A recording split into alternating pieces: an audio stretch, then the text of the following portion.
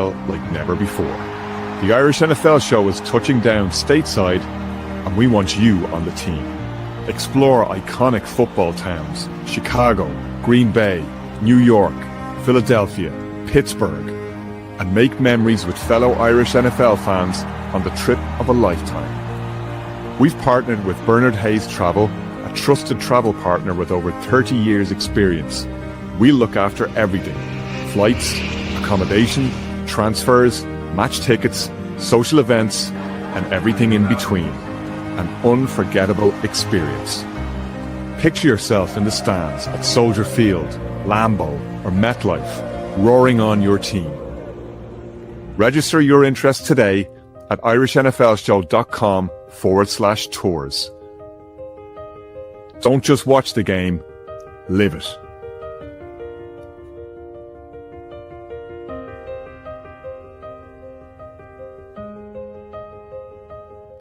Oh, we're living it now. Welcome to the Irish NFL show in association with QuinnBet. And if you missed us on Monday and you haven't had a chance to catch up since, that video confirms our exciting plans to head to the US next year for an extended weekend where we'll catch 2 games in 2 football towns in 5 days. You can register your interest, irishnflshow.com/tours, as you saw on the end of the video, and join the party. We'll know all when the schedule launch comes out and we can lock that in. In the meantime, we are back to preview the games that are locked in for week 15. Kieran Boyle and Brian O'Leary joining myself, Conor Brophy, for that very pleasant task ahead of us. The bye weeks are finished, so all teams in action every weekend until week 18 now. A bitter end for some of them, but a lot of exciting prospects ahead for others, not least the Houston Texans, Kieran, who take to the field in Houston and welcome the Cardinals this weekend. They are rolling, and I don't see any reason why the Cardinals should stop them unless you have a different view. No, I don't have a different view. I think this Texans team, we talk a lot about teams getting hot at the right time. I've liked this Texans team for quite a while, a couple of years now, but obviously they let me down last year. But difficult to start of the season, 0-3 with some close losses at the start, but now they're starting to get hot. The defense, as always, is the story for this Texans team, notwithstanding the work that Stroud has done. And I do like some of those early round picks they got in the draft with Higgins and Noel. But the story for me is more about this Texans team rather than what the Cards do. I mean, the Cardinals, it's at this stage, they're just playing out the season. People, like I said last week, people playing for their jobs. Gannon is definitely going to be looking, over his shoulder, making sure he can, put some sort of performance up in the next couple of weeks. I mean, there's a couple of people who have helped him. Michael Wilson had a huge game last week, and he's had a couple of good weeks. I think he had 185 against the 49ers. But when you look around this Cardinals team, Murray won't be there next year. They've already washed their hands of him, as I've said numerous times. And it's really, at this stage, it's Gannon fighting for his life. Draft picks, what can they do? How can they entice people into the stand? And Jacoby Brissett's doing his part. He's heaving it like a 16-year-old at a cake party. He's just throwing the ball. He's just throwing the ball all over the place 40, 50 times. And if you throw that amount of time, this is triggering to me with my 16-year-old at a ball tonight. But please continue. Yeah, there's an image. But you throw the ball up as many times as he does, and someone's going to pick, get 100 plus yards, and that's what Wilson did last week.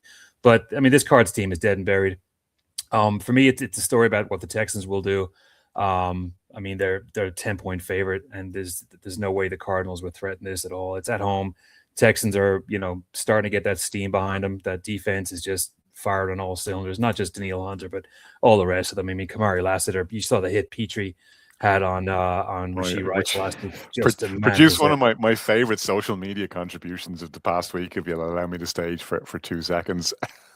Somebody said, when they posted the video, and Rashee Rice just gets opened up, absolutely burst. If you haven't seen the clip yet, it's perfectly legal hit, catches the ball, he's kind of side on, he's in that vulnerable position. The Petrie has a head of steam up and just creases him. Somebody said in the comments underneath, I'd still rather that than stub my toe in the corner of the furniture. It's I can actually completely identify that. Yeah, listen, and that's just that's just a secondary guy putting a hit like that in. We've seen what Anderson does and Daniil Hunter. Bullock, Stingley, Anderson. Yeah, they're loaded. They are loaded. There's no reason why they can't, just rally behind this defense, knock out 13, 16, 19 points and get a couple more wins and get that wild card spot, or even, who knows what they might do in that division right now. But I mean, they're allowing a league low 1.3 points per drive. The defense is just on point. They've allowed multiple passing touchdowns just 4 times this season. So the defense speaks for themselves. I mean, they're everything you want in a team. And when you've got a defense like that, like I said, you just got to put up a couple of scores and sit back and let the rest of them do the job. So that's 10-point spread. I mean, it's going to be one of those. It's not going to be a trap game at all. Cards are, like I said, they're playing out the season. I don't think they've got enough on offense to trouble this Texans team. Yeah, I agree. I think the Texans are the trap game heading down the stretch. I was trying to think what the nearest analogy is that I can remember from recent seasons. It's probably where the Bengals were this time last year, where they got players back, they came good, and they just roared down the stretch. They didn't make the playoffs because they had put themselves in too deep a hole. The Texans, on the other hand, unlike last year's Bengals, had a defense that was keeping them in games and was winning a couple against the head. We've talked at length about them. We were talking in your absence, Kieran, on Monday, crediting you with what you'd said about the Texans. Didn't pan out last year, but you were probably 2 years ahead of the curve. It's taken them a while to get to where they wanted to be. They're built very much in their coach, D'Amico Ryan's image. He's a hard nut defensive guy. They know what they're doing, obviously, on that side of the ball, and they just needed to get the offense to where it is right now. And I think there's plenty of room for improvement there. That Stroud-Nico Collins connection is lethal. They look like a team, and let's not forget here, this team has gone to the playoffs 2 years in a row and won playoff games 2 years in a row. So last year we were talking about them adding Stephon Diggs and looking at the missing pieces with the view to making a Super Bowl run. This year the AFC is more open than it was last year. So to your point, they're coming good at just the right time. Cardinals are barely even a speed bump for them. I really cannot see an upset being sprung here. This would be by a mile the shock of the weekend and one of the shocks of the season if they were to turn them over. It's not that the Cardinals can't be frisky, but I think they've passed by the frisky stage of their season and they're back in the Arizona Cardinals of old. They got nothing to offer over the last 4 or 5 weeks of the season. You remember they started that season under coach's name begins with a K, offensive coordinator Cliff Kingsbury. They started that great season, kind of like the Colts this year under Cliff Kingsbury. I think they went 8-0. They just absolutely collapsed down the stretch and did nothing. And they're collapsing down the stretch here without having done very much to begin with, unfortunately. And I don't see that changing this weekend. Brian? Only one team has made the playoffs starting with an 0-3 record since 2000. Do you know what that is, Connor? Want to throw it out there? And I heard somebody talking about it during the week, but it was in one ear out the other. Hang on, give me 2 seconds now. I know, I can't remember. Go on. 2018 Houston Texans, repeating itself again this year. Here come the Texans. Texans win, Texans go in the playoffs. All right, the Bengals that we just mentioned there, who don't look like they'll be repeating last season's trick of winning all their games down the stretch, but do look like they'll be repeating last season's trick of not making the playoffs. They can keep their hopes alive, of course, with a win at home against the Ravens. Brian, will they get it? Which team do you trust the most going into this game, Connor? It's kind of a reflective piece around the fact that the odds with Crimber are 2.5 points, which essentially means both the people who put these selections together are struggling because it's hard to know what we're going to see on Sunday. It's unusual because the Bengals are doing everything that the Ravens wish they could do, which is essentially put up great offensive performances. But right now, kind of both teams are coming out the wrong side of these games because last week the Ravens struggled to get going for a long time. Then when they did get going, it looked like they had the beating of that Steelers team, and there's a very questionable touchdown that was taken off the board to Isaiah Likely, and still kind of scratched me head as to why that wasn't declared a touchdown. But we haven't seen a consistent Ravens offense, certainly this season, probably with the exception of week 1 against the Bills, where they were really, really impressive. And, the frailties of their defense essentially came back to haunt them when they lost that game. And it's a defense with the Bengals, which has cost them this season because we're not too far removed from when they were finding ways to give up games and give up 40-odd points. They seem to have locked it down, having taken care of the Ravens a couple of weeks ago on that Thanksgiving Thursday Night Football. Then last weekend, for a large part, it looked like they were doing a really good job of holding this Bills team in check to a certain extent, allowing them to build up a strong lead. And then they kind of fell apart, albeit there was Joe Burrow interceptions. For me, it's the most difficult game of the weekend to pick. I know there's different selections here, but I'm going to go Ravens to somehow keep within reach of this Steelers team, come out the right side of it, which it's unusual they're playing each other 2 of the last 3 weeks, but I'll go Ravens to reverse the form of that defeat a couple of weeks ago. Kieran, the Bengals haven't always been successful in this one, but they nearly always put up points against the Ravens, no matter how good the Ravens are playing defensively. They won the last renewal, obviously, and upset the odds. They're underdogs again at home this time. Yeah, and like Brian said, this is a tough one to pick. I mean, you could say the Ravens are starting to put some stuff together. Lamar is showing a little bit more consistency, but then again, you got Burrow back there.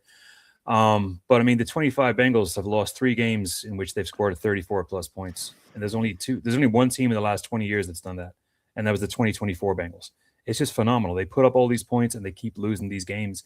And we saw last week they flattered to deceive against the Bills. Are they going to get that chance to put up a run and finish the game strong and even go into December with a bit of a tailwind? But I mean, it's just this Bills team or this Bengals team. I mean, we heard a couple of sound bites from Joe Burrow during the week, and I think it was yesterday, where he's, I don't want to say crestfallen, but you can see that the game is kind of weighing on him. It seems like he's not doubting his ability or not doubting his love of the game, but he's got to be annoyed and pissed off at what's been going on with the Bengals. I mean, you look around the league and teams are just stockpiling talent everywhere, and he's basically still going out there with a ramshackle O-line, which I will say has got better over the past couple of weeks. So that hasn't really been the main problem, but that defense is just god awful. And when you're putting up points and when you're scrambling and you're doing all those things that Burrow does, and then the ball goes back to the other team and boom, it's 7 before you can blink. I mean, he's got to be annoyed with that. And he looks around at other teams like the Bills and the Patriots and the Eagles that are just, like I said, stockpiling talent and drafting well and paying the players and keeping the players that they want. And I'm not saying that he's going to want to move on from the Bengals because he is an Ohio boy, but it's got to have him thinking to himself, I've already put up some great years, but I've got nothing to show for it but a Super Bowl appearance. I need more. I want more. So we'll see how the offseason goes. He's putting his body on the line every single game. And, he was eager to come back last week, and he's just a competitor. But it gets to the point where, you bang your head against the wall for so long, and it's going to get to the stage where, do I really want to keep doing this? So that said, this is a classic pick 'em this game. I mean, the Ravens, their offense is not being what they were. I mean, last year, I think they're struggling to move the ball. They're 29th in the league in converting third and short. The 49% league average is I'm sorry. Their last season they converted 77.4% of those third downs. So obviously we know that the offense is struggling. But for me, I think they're going to have enough. I think Lamar and the rest of the team, Andrews, Zay Flowers, they're starting to click probably at the right time right now, because it is that kind of crux time where teams want to kind of hold the cards until it gets to mid to late December, where they really start putting that playoff push. Ravens are 6-7. They're looking across at the Steelers, and they're going to want to take that spot. I just think that the Ravens are going to have too much for the Bengals. Something to bear in mind: all the outdoor games this week are going to be in frigid conditions, so it's going to be real cold up there. Probably not a lot of ball being thrown around, so expect a lot of Derrick Henry, a little bit of Chase Brown. I'm sure that the Bengals are going to try and stop Henry as much as they can, but can that defense stop him is the question. I think the Ravens are going to have just enough for the Bengals. Yeah, pick 'em game for me, Brian, as you and Kieran, as you've both been saying. I actually had to double check the spreadsheet there to see which team I did actually pick, because I know I went back and forth like both of you have. I am going to go with the Bengals, though, just because I think it's the more fun pick. And I do think that last week's Burrow performance was a little bit of just the ring rust showing itself. I think a game further advanced, he may be even sharper, and we know he knows how to deal with this Ravens team. So let's see what happens there. But I'm picking the Bengals to win. You talk about frigid conditions, Kieran. The game at Soldier Field could be one of the coldest in Soldier Field history. Real cold front there in Chi-Town. The Browns come to town, who not exactly unfamiliar with playing in the cold themselves, from Cleveland. Bears are 7.5-point favorites at home, looking to bounce back from their first loss in 6. They dropped a game, of course, in Lambeau, where they were driving to tie or win. Caleb Williams throws an interception. This is, probably yet another slight prove-it game for Caleb. It's an absolute gotta-have-it win for the Bears. I, as a Bears fan, I'm like the little kid from The Sixth Sense. I don't see dead people, though I see trap games everywhere because I'm so used to seeing the Bears fall flat on their faces in this scenario. And this does set up, at least on the surface, as something of a potential trap game for the Bears. And then you think, okay, the Browns won last week. Shedeur Sanders showed a little something. That's interesting and adds a little bit of extra spice to this one. But he's playing against the Titans. That explains a lot of that. They didn't win, Connor. They didn't win.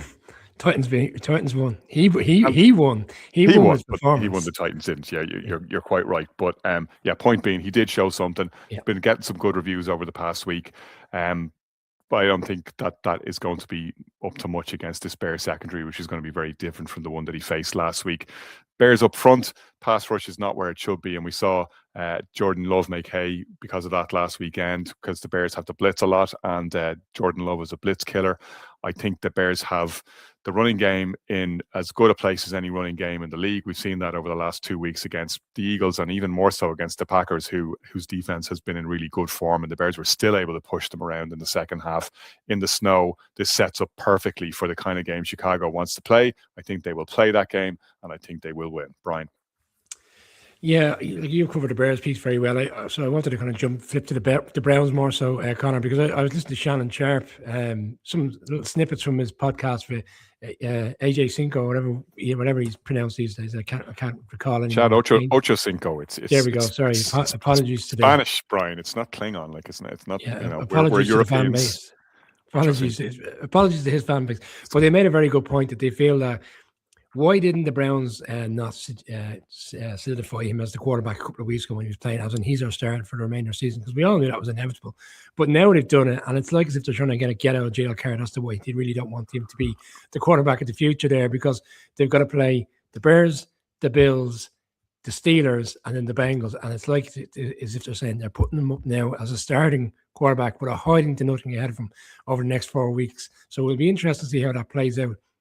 He's on a hiding to nothing on Sunday because, as I said, on Monday's instant reaction and Monday's show, sometimes you watch an NFL game and kind of you love this because you know where I'm going with this. Sometimes you watch an NFL game and you're more impressed by the loser than you are the winner. And I was by the Bears last weekend. I think the Bears are going to come out on Sunday, still ruined with that unfortunate situation at the end where they lost the game, because they knew that one was there for the taking, and they come out the right side of it on Sunday and they really put a beat down on this Browns team. It's a big rocking chair game for you on Sunday evening, Connor, by 8 o'clock, which would probably concern you even more.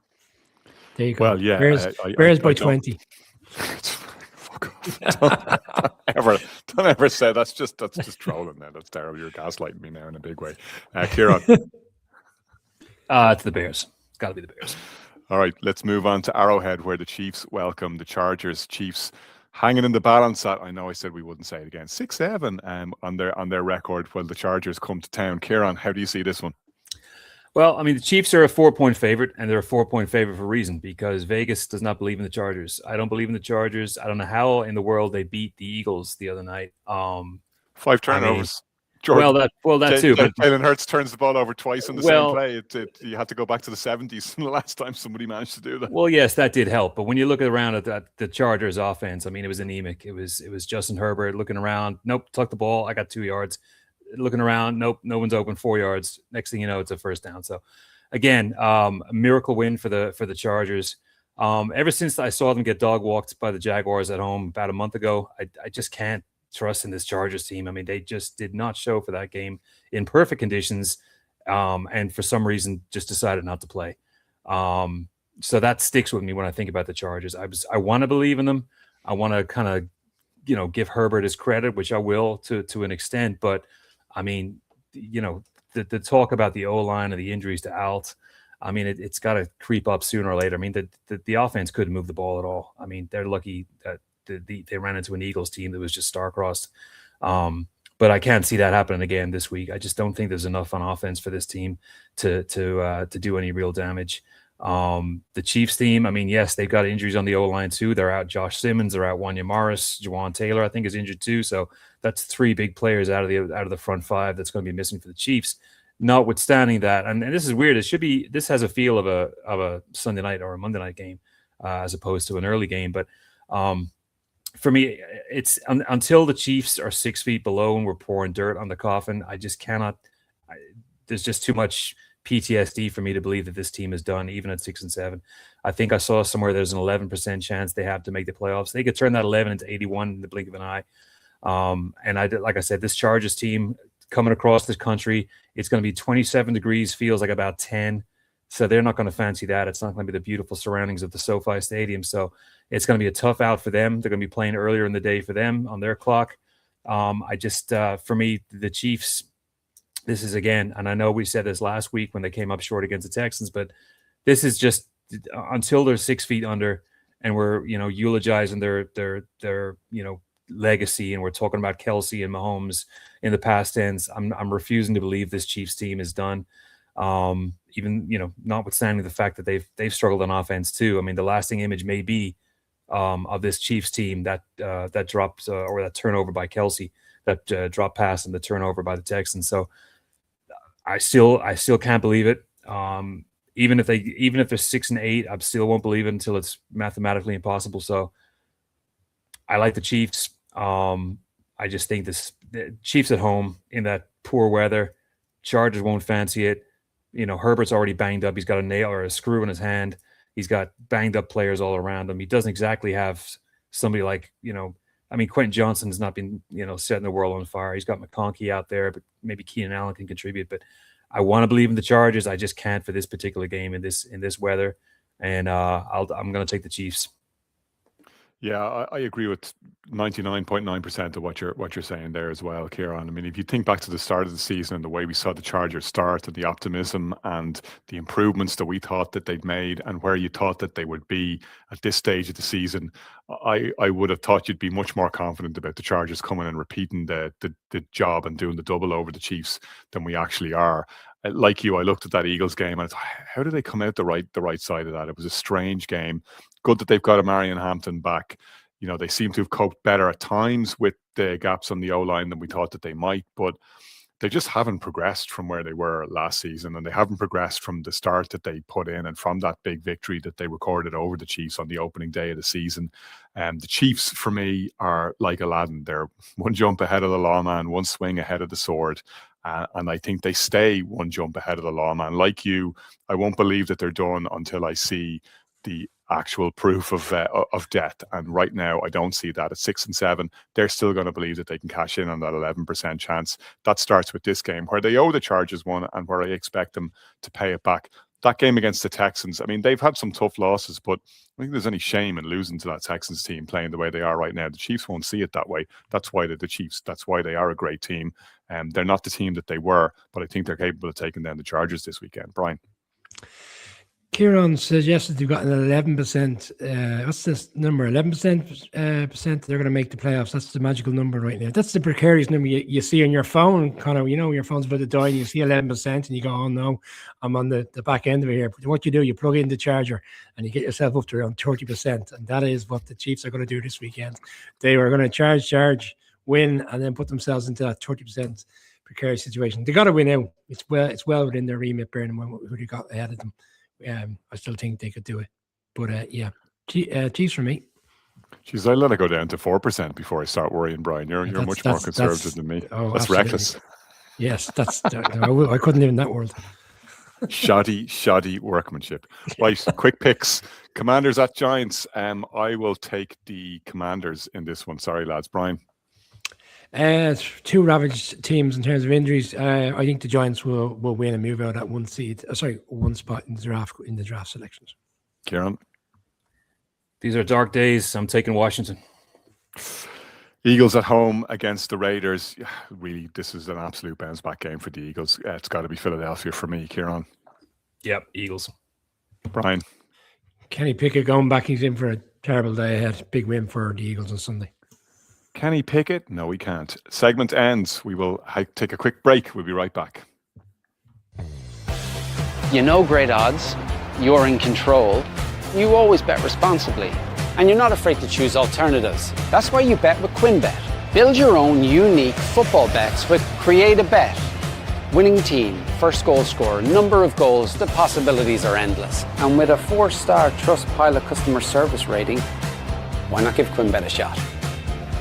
QuinnBet. We bet you love it. Frigid temperature and cold weather stadiums, outdoor stadiums, has been a feature of this weekend, as we've been talking about, and that is going to continue at Foxborough, where the Patriots host the Bills, the defining matchup in the AFC East as we head down the stretch, because the Patriots have already gotten one over on the Bills, Brian, and the Bills 1-point favourites. The bookies seeing this as very, very tightly poised on the road, and spoiling for revenge against the Patriots, who have put them in a hole and have streaked away with the AFC East so far this season. This is not even like a pick'em game anymore. It's just literally nailed on 1 point. It just shows to show the nature of where they're at and the fate in which QuinnBet and other bookmakers having the Bills to go in there slight favourites. They still think that they've got more than enough to just about get over the line against the Patriots. I mean, it's going to be interesting to see what the Patriots do, because you could argue they didn't really have a proper game a couple of weeks ago against the Giants, for all due respect. It was Monday night. The game was over by the middle of the second quarter. It was a damn squib for many a person watching that game. And did we get enough out of Patriots to see, where they're at? Like, then they go on their bye week.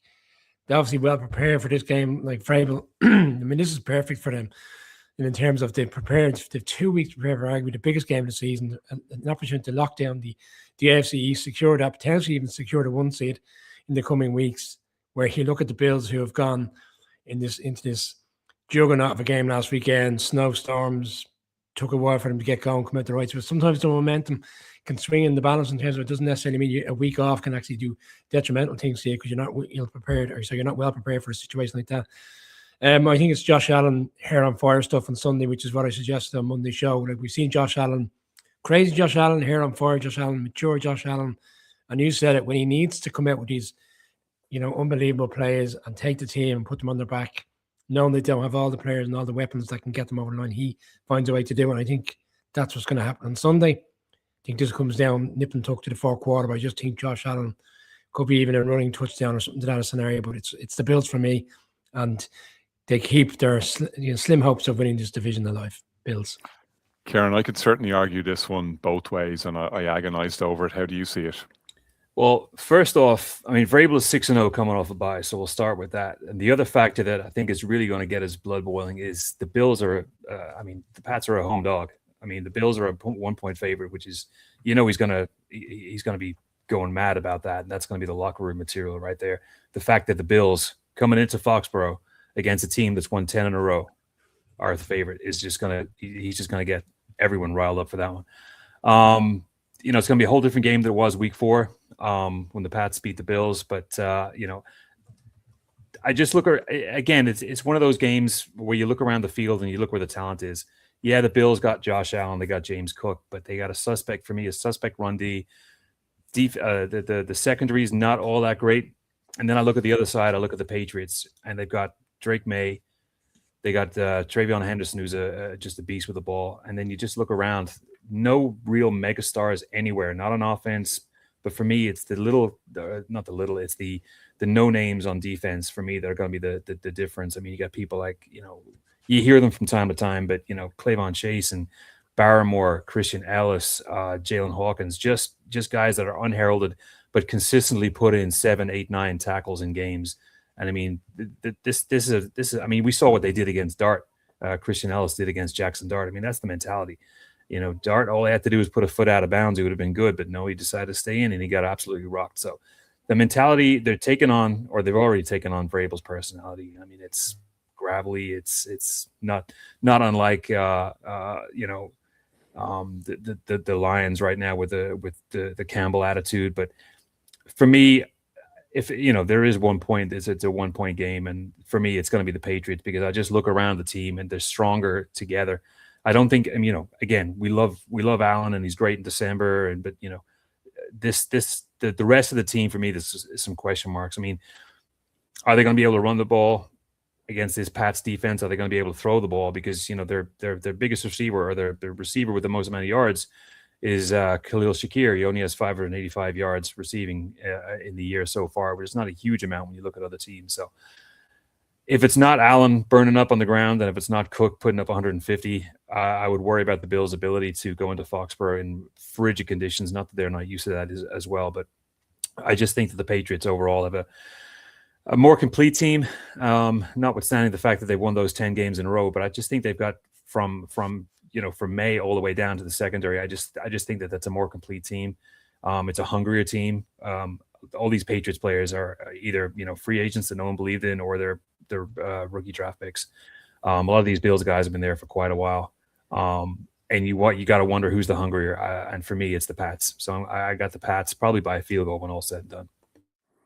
Yeah, that Bills victory, to both of your point earlier, was the one that people look back to when, there's maybe questions over how good the Patriots are because of the relative weakness of their schedule in other weeks and the way things have fallen for them through no fault of their own. And we've made the point time and time again, they're not just beating teams, they're putting teams away comfortably.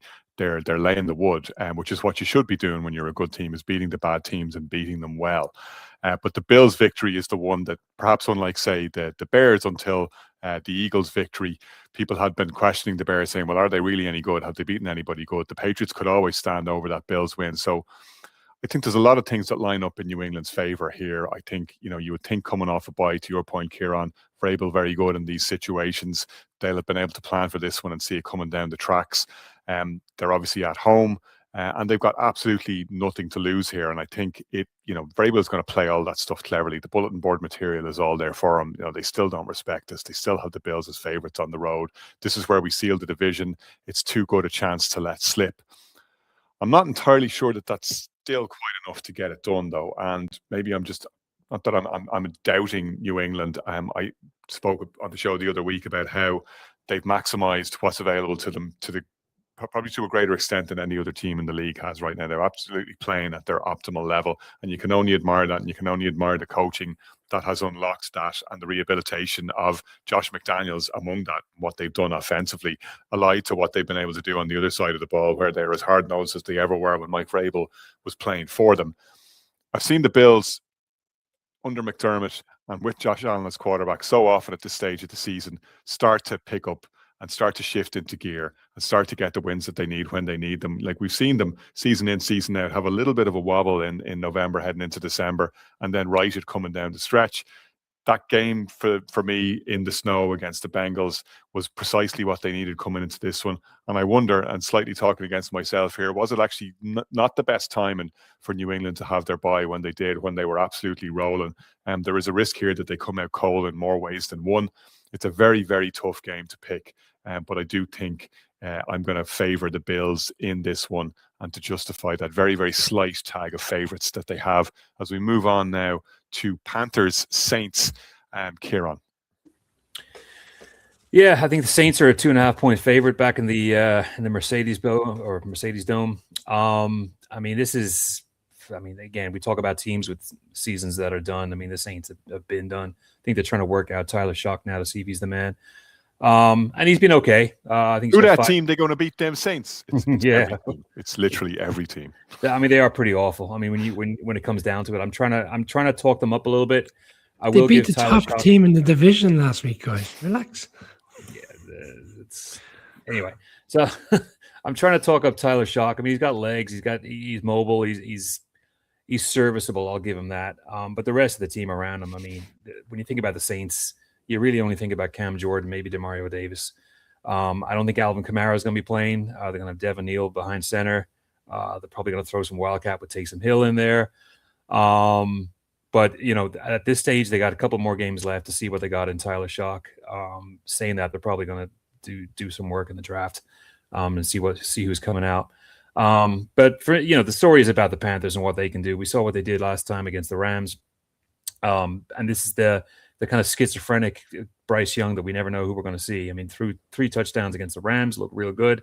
And then he can go out and have a stinker like he did against the Saints about a month ago when they got beat 17-7. So it's all there for the Panthers. I mean, I did like the Panthers at the start of the season. I think I had them down for 8 or 9 wins, and they're on that path. But I think when it comes time to separate the chaff, I think it's going to be. I think Tampa's going to probably take this division, but I think the Panthers are going to run them hard. You got to love Ted McMillan. I mean, he's probably got to be up there for the offensive rookie of the year consideration. Just a phenomenal athlete, great wide receiver, and he's helped this Panthers team, and he's helped Bryce Young out so much too. But the Panthers D for me, I mean, they really showed against the Rams what they can do. They had some couple of turnovers. And they were able to limit the Rams and what they were able to do. Couple of people coming back for the Panthers. You got Christian Roseboom coming back, Trayvon Wallace, and you also got Morrig, who had that suspension that he served already. So they're going to be stronger on defense. It's going to be a lot of shock kind of scrambling, and it's going to be a lot of sacks, a lot of turnovers, a lot of forced fumbles. I don't think it's going to be a complete blowout because I like the Saints to kind of scramble and be scrappy. Like we saw what they did against the Bucks last week, but I don't think they're going to be able to replicate that. The Bucks are kind of scrambling, and they're. I'm not saying they're on a slide, but they got them at a good time last week.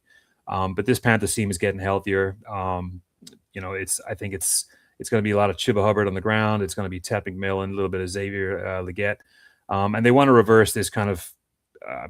They are your classic inconsistent team, the Panthers right now. Since October 19th, they've gone win, loss, win, loss, win, loss, win, loss, win. So they've got to, if they're going to do anything, and Canales, whose job is not in jeopardy at all, I think they're going to want to see what they can get out of Bryce Young these last couple of games. Because I've said it before, I don't think he's your franchise quarterback, but they're going to know in the next couple of games whether he is or not, whether they're going to be able to overhaul the Bucks in this division. So it's a big game for Young. It's a big game for Canales, and it's a really big game for the Panthers. And they have to stick with the Bucks in this division and see if they can push them all the way to the end. But probably a touchdown when all said and done. I don't think the Saints are going to embarrass themselves, but it should be a Panthers win. Brian, it is a big game for the Panthers, clearly because of the playoff stakes here. But as Ron Rivera mentioned, former coach of the Panthers, when we had him on last week, and listen back to that one if you haven't had a chance to hear Ron opine on various matters, including the Panthers' prospects this season, he zeroed in on the point that the Panthers have been brilliant at home, a little bit patchy away from home, and this is the kind of opportunity that they need to take advantage of if they're going to make the playoffs to win a game on the road. Yeah, you stole my thunder, Connor. I was going to allude to that particular point which you made last week. 3 wins on the road, but it's more the nature of some of these performances on the road. They're not even staying within games. He's my friend. I interviewed him. Well, there you go. You can have him. You can look after him when he comes over to Dublin for an event. Yeah, they're not confirming anything. Me and Ron. I'm Ron Rivera. But he made valid points, Connor. It was a very valid point. They're very impressive. They've done really good stuff over the course of the season. Bryce Young is playing at a level in which we haven't seen. I always think back to what Kieran said about the fact that he was at the press conference. He looked like a shell of himself. He looked like his career was on quickly on the way out. And we got to give him the juice. We got to give the head coach and everyone credit that's rebuilt him up. And here they are now challenging for a division. They'll know on Sunday what's ahead of them because, bear in mind that the Bucks and Falcons are going to play on Thursday Night Football. They'll know exactly what the situation is, and they could be even in a bigger spot where they know if they win, they could take hold of the division depending on the nature of what results we get tonight. It's a precarious game because I'm not as down on the Saints in terms of the quarterback play that Kieran, I think, because Tyler Shook not just played really well last week. I thought credits from the previous week where they were 16-0 down against the Dolphins on the road, and he found the way to come back and nearly found a way to get over the line and actually win that game. I think they're going to give Mickey Loomis and Kellen Moore a problem. He is, come the end of the season, around what are they going to do come draft time, because if he keeps playing at a reasonably good level, he then potentially could be the guy next year for them, and maybe that puts them in a better position to draft out of that spot, because we're assuming they're going to be top 5, top 6, and they get a haul, and then they find a way to navigate a situation where they build around that quarterback as opposed to focusing on a quarterback in the draft. All things aside, Saints will play tough. It's a division game. Kieran alludes that they beat them on the road already in terms of going into Carolina and winning. I think the form will be reversed. I think it's too big a game for the Panthers. They're coming off the bye. They'll be ready. They'll win this game. I think Carolina will win as well. We're in Jacksonville next, in your hometown, Kieran, where the Jags, like the Panthers, benefiting from the presence of a former Baker Mayfield offensive coordinator in Liam Cohn in this case. The heaviest favorite of the weekend, 12.5-point favorites at home. It's all sunny in Jacksonville at the moment. It literally wasn't sunny last week, but in terms of how the football is going, it couldn't be better. It was not sunny last week. It was rainy and wet as all get out. But it will be nice. It'll be 70-something and sunny on Sunday to welcome the Jags back after their performance. Yeah, this is a whole different vibe in Jacksonville, a whole different team. I mean, Cohen's got everybody. I mean, I was in the press conference area waiting for Cohen and Lawrence to come in, and you could hear them wrapping up we've seen the footage of Cohen kind of, yelling and screaming in the locker room. And you could hear that right through the walls. And a lot of the beat writers who are pretty much beaten down from 20 plus years of terrible football in Jacksonville were looking at each other going, it's totally different. I mean, this guy has got something different about him. And this Jaguars team is playing. I've never seen a team. This guy that we all dumped on because he didn't get to do Vol chant right at the start of the season. Wow, how quickly things have turned. Good for him. Well, I think if he had a do-over, he would have made a much better effort at that. I mean, he's lucky he's doing good this year because that'll be yeah, exactly. But yeah, it's a totally different vibe in Jacksonville now. I mean, the players are playing. You can see him playing for Cohen. I was watching when I was up in the press box, watching how Campanelli was interacting with his players when the offense was on the field, and he was constantly there, just getting the defensive players, just getting them ready for performance. And he was doing real good with that, making sure that they were ready for the next play. But this Jacksonville team is just it's a different beast. I mean, ever since that Texans game, Cohen just basically told Lawrence, just stop playing scared, just air it out, just have fun out there. And you can see Lawrence is a much different player now. Some of his throws, even in the wet conditions last week, were really good. I mean, he was throwing to Myers, throwing to BDJ, just accurate, clean, crisp. He only had a couple of overthrows. And then the rest is just ETN on the ground, just chewing up yards. But again, it's the number one run defense in the league. Taylor came in with this reputation. He got, I think, 87 yards and a touchdown. But, I mean, they were all over him, and they were just on top of him as soon as he touched the ball, and the Colts were not able to do a thing. I mean, the game was over almost, by the time it started. And this Jaguars team right now, I mean, they could get to 10 wins, which is hugely uncharted territory for this team in the last God knows how long. Not since Tom Coughlin, probably. And this Jets team coming in is, I mean, listen, I mean, this is just another wasted season in Jetland. I mean, they're going to have Brady Cook out there throwing the ball. The only one that they can really, hang their hat on and look to the future for me is Mason Taylor, the tight end, Jason Taylor's kid, who's, I'm not sure how far he'll go with the Jets. I think on another team he'd be a superstar. Breece Hall has already got his bags packed. He's got no interest in sticking around. So, I think he barely touched the ball last week. I think he had 43 total yards and 14 touches. So he's already got 1 foot out the door. 12.5 is a spread. I think the Jags are just going to pour it on the Jets. The Jets have no will left. There's nothing for them to play. Nothing for them to play for except pride.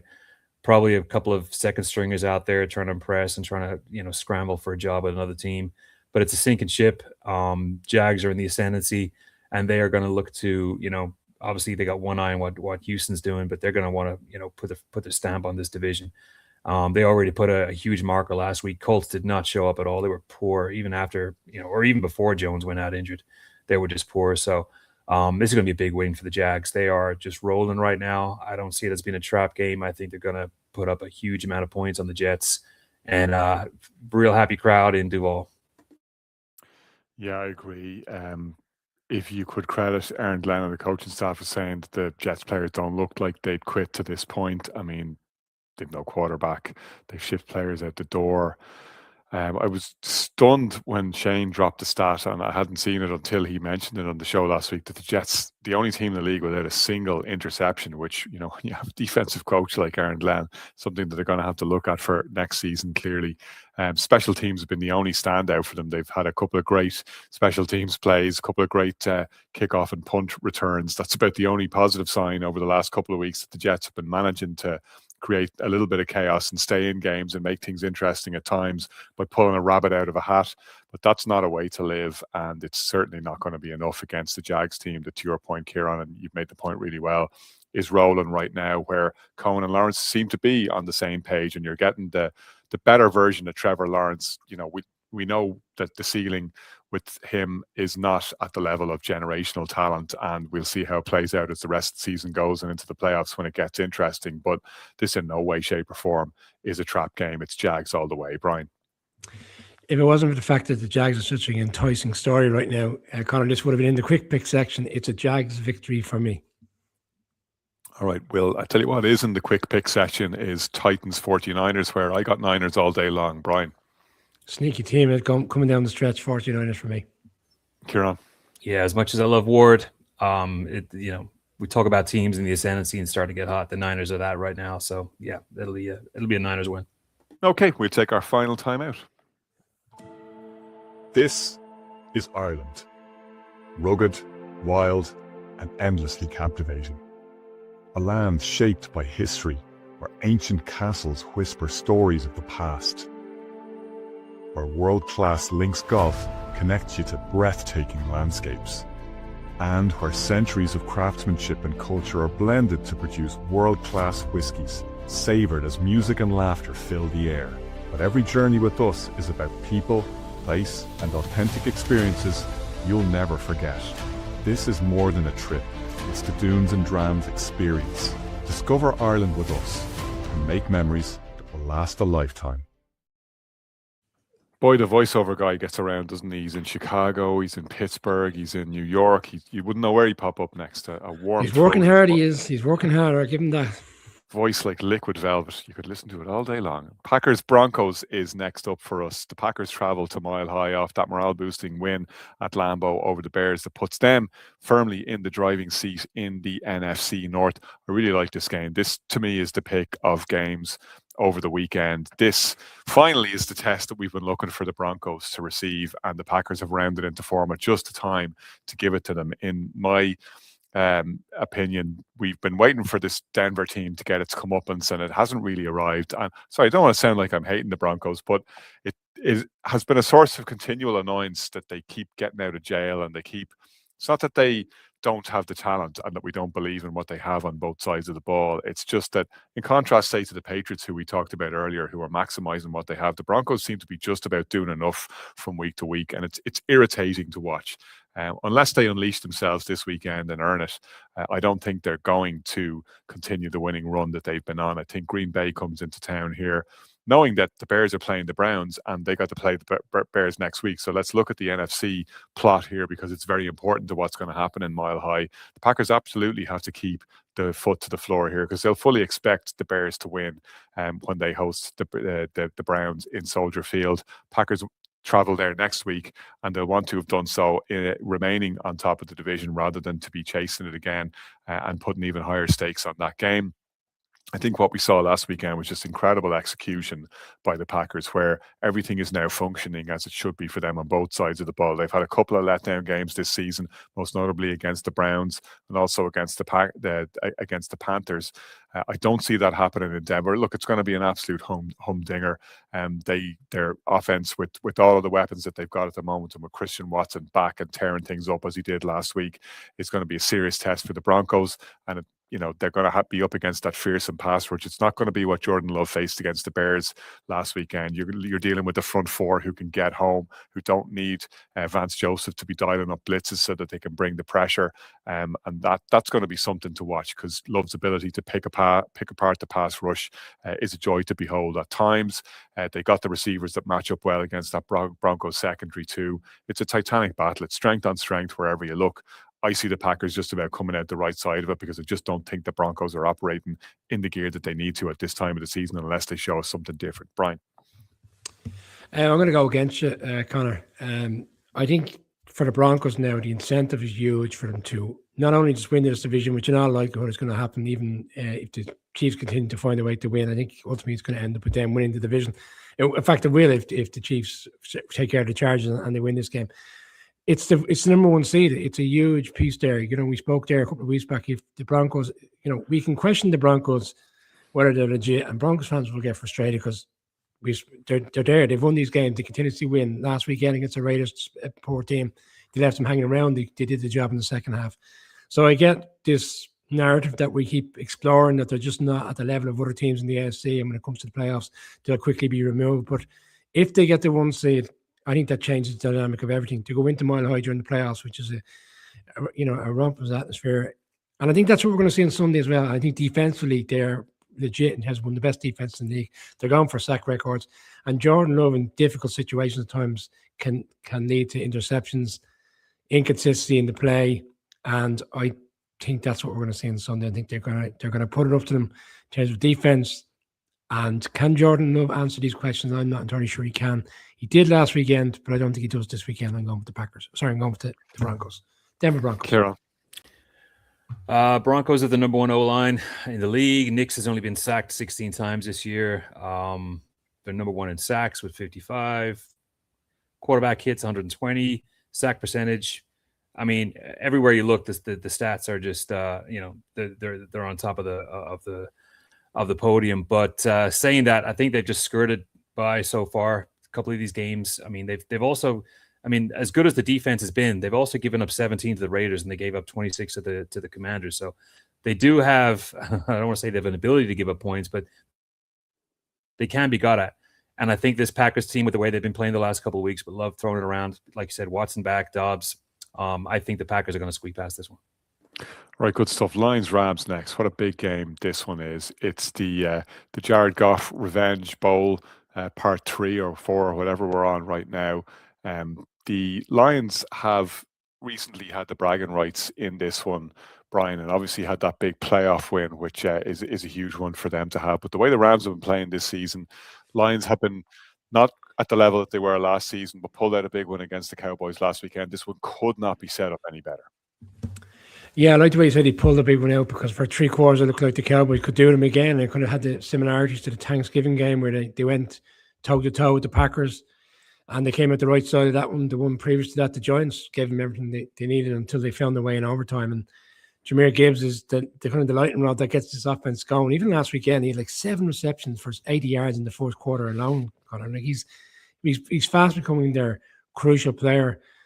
Brown was injured. He played last weekend. He held his own. Laporta injury is really affecting them offensively. It doesn't allow them to do the things which they can do, which is essentially spreading the ball out around the play. Williams had a big game last weekend. So, right, yeah, they've answered the critics last week, and they found a way to get over the line.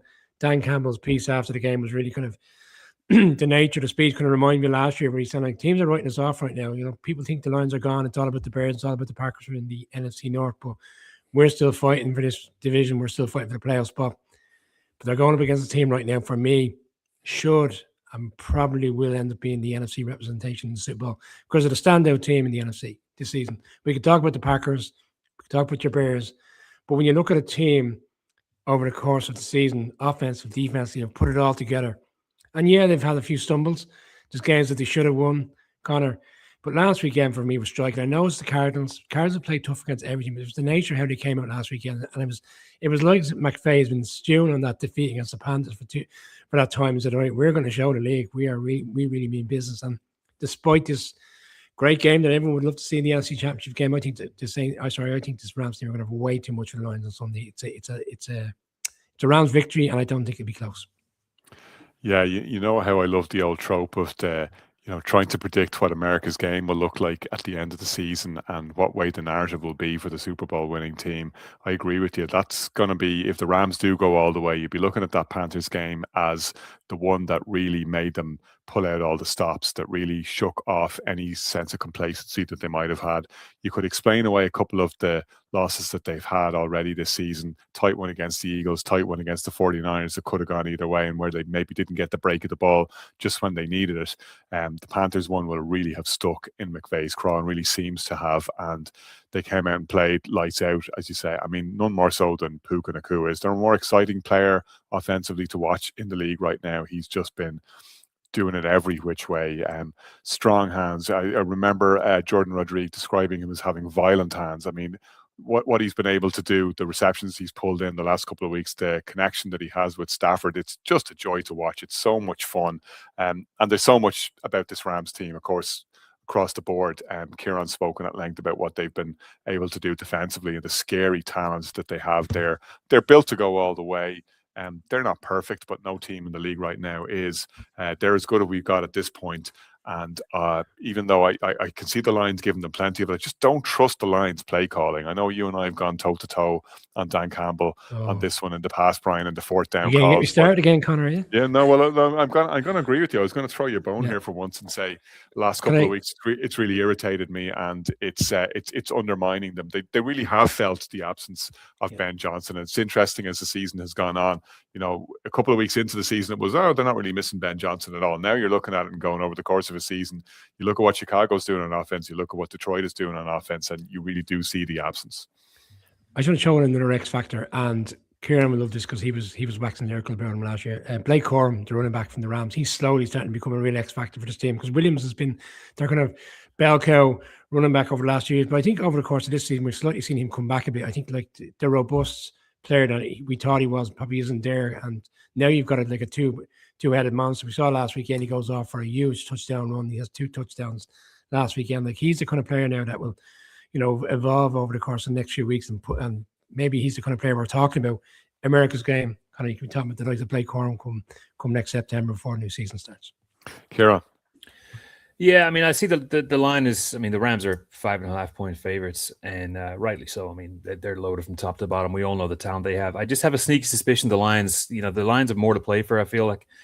They're chasing the Niners and obviously the Bears in the division. And I think this is just, this is go time really now for the Lions. I think they're just going to slip into a different gear. I am worried, though, about the injuries they have on secondary. I think this is going to be one of those games where they're just going to throw the ball all over the place. There's going to be a lot of Gibbs, a lot of Montgomery, a lot of Williams.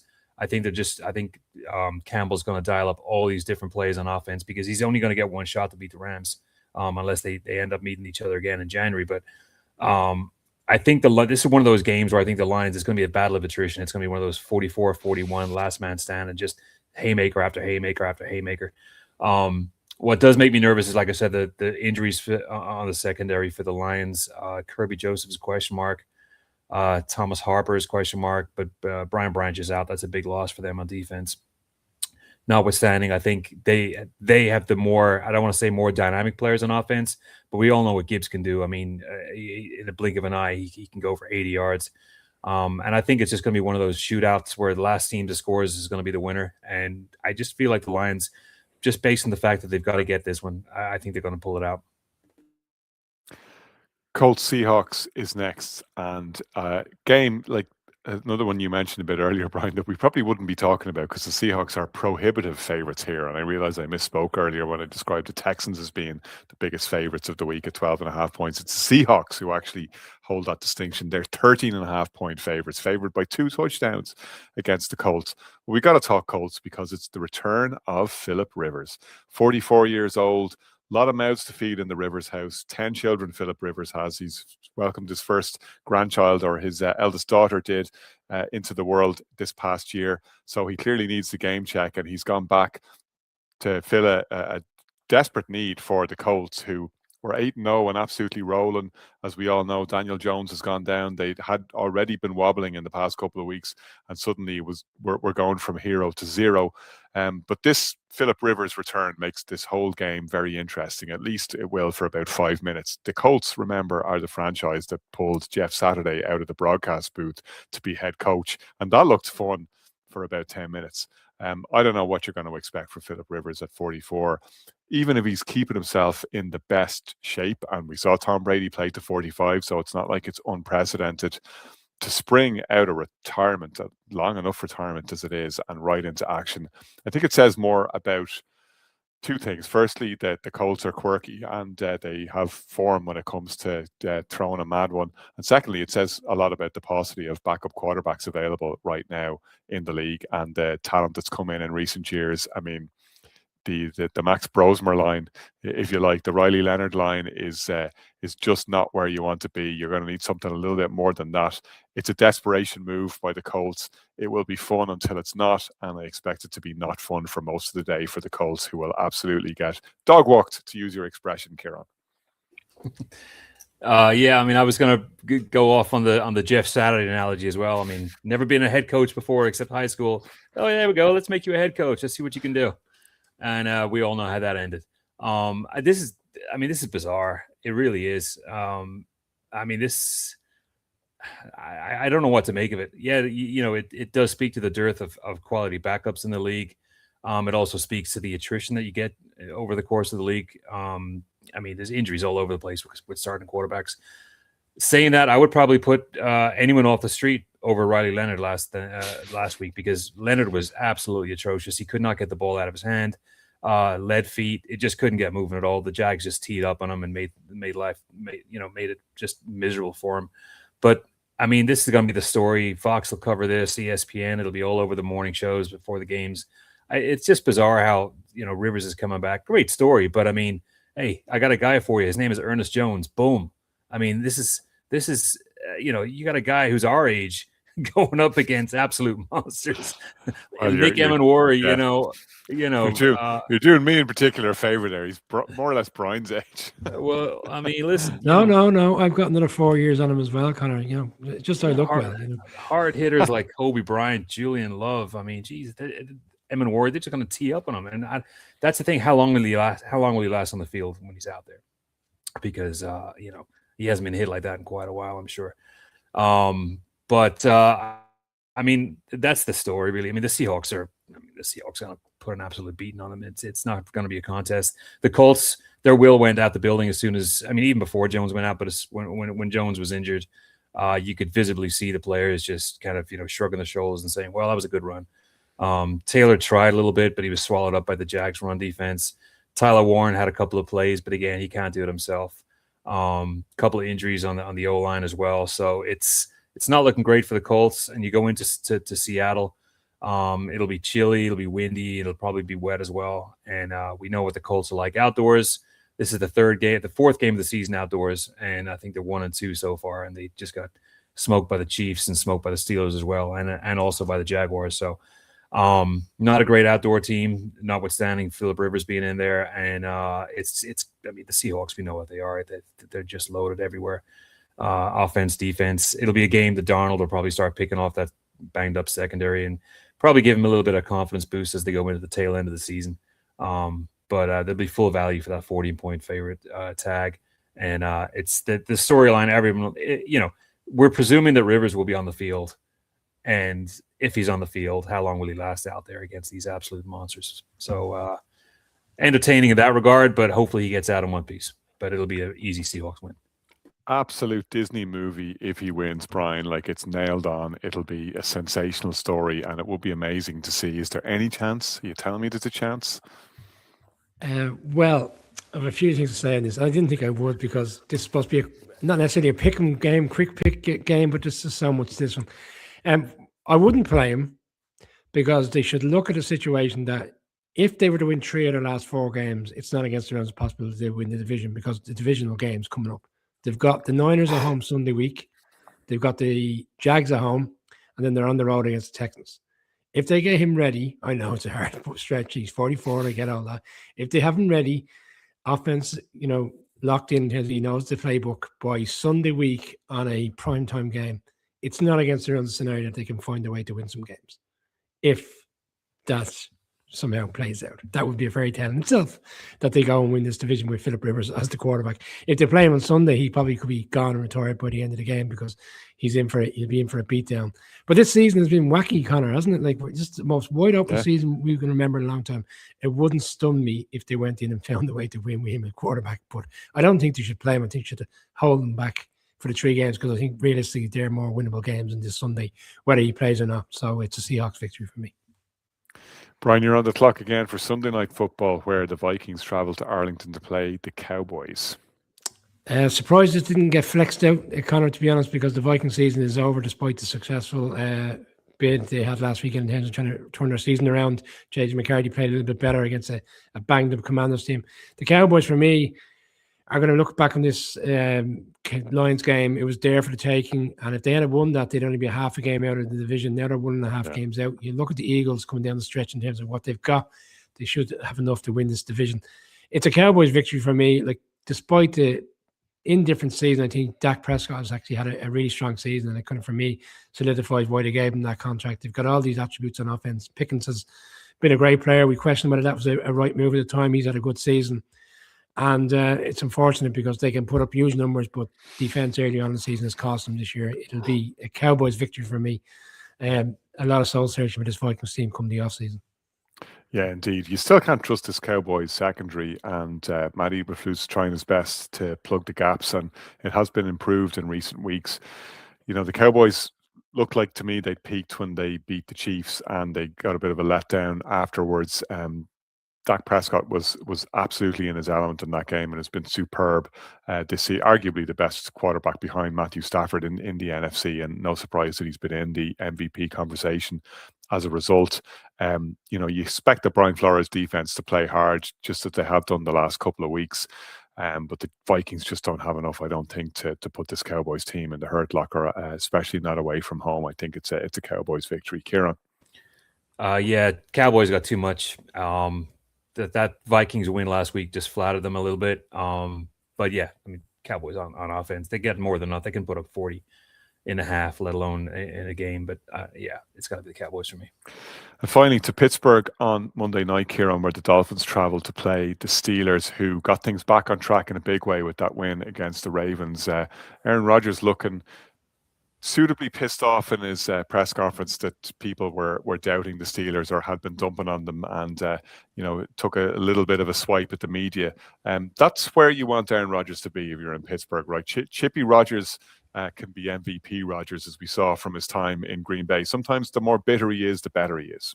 Yeah, and Chippy Rodgers is what the Steelers will want. They'll also want him on prime time because he averages 2.4 touchdowns and 231 total yards in primetime games in his career, and that's going to be more than enough to take care of this Dolphins team. Steelers are going to maintain that lead atop the AFC North. Again, we talked about how we have no idea how they got past the Bengals last week, but they did. And yeah, you got an annoyed, ticked off Rodgers. I mean, again, with him behind center, I've said it plenty of times. I mean, all you need is a couple of touchdown or two, Boswell kicking a couple of field goals, and that should be enough.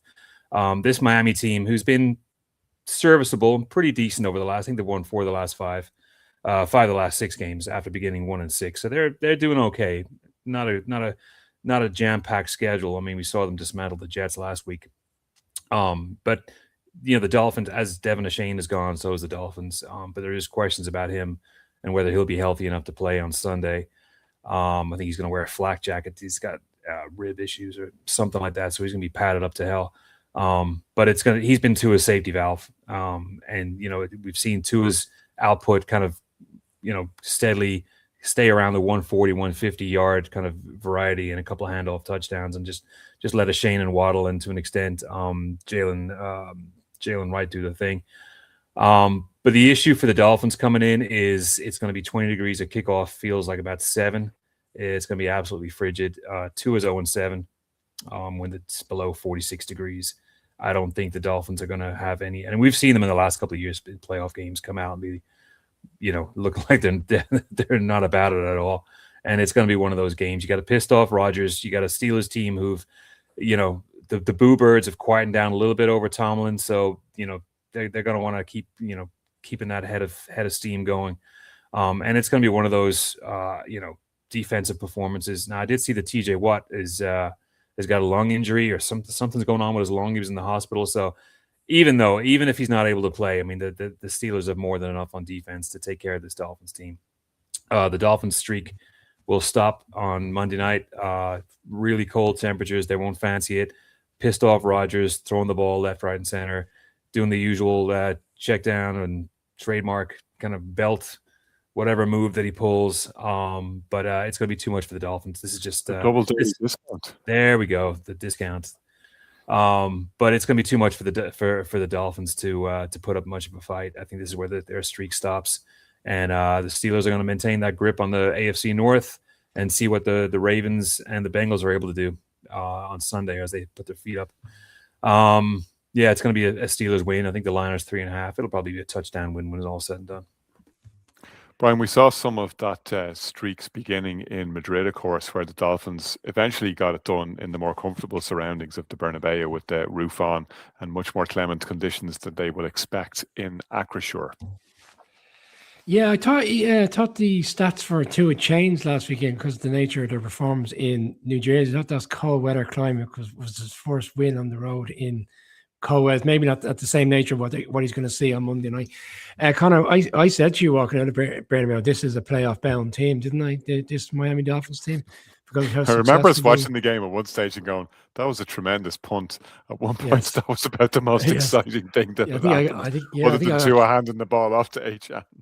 You're talking about the belt with Roger. The fan belt will be gone on this Steelers offense on Monday night because I do have the Dolphins causing the shock this weekend. H.N. is ultimately he's the X factor in this team. We've seen over the course of the season. Anybody who has him in their fantasy league would know well how successful he's been for this Dolphins team, and where he goes is where this Dolphins team go right now. Even last weekend when he went out of the game, I know it was against the Jets for all due respect, but he had 92 yards in the first quarter. He's an electric player. We saw it firsthand in the Bernabeu how good a player he is. We actually kept saying, why don't you just keep giving him the ball? He's that good of a player. And if he can get it going in the cold weather, that would alleviate the stress of Tua. And I think the Dolphins defense has stepped up over the course of the time. And because Kieran O'Donovan was so down on them at the start of the season, and we joked and suggested they could still make a run at it, I am selecting the Dolphins to cause a shock. This is the Claxton alert. Boom, boom, to finish the show. Connor, Dolphins win on Sunday, and all of a sudden the permutations are kicking into gear on Tuesday. How does Dolphins team going to find their way into the postseason? Well, that does indeed finish this show. We'll be back with instant reaction to the Week 15 action early on Monday morning, and then we'll have a more considered take live at 9 o'clock on Monday evening. Come back to us then on the Irish NFL Show.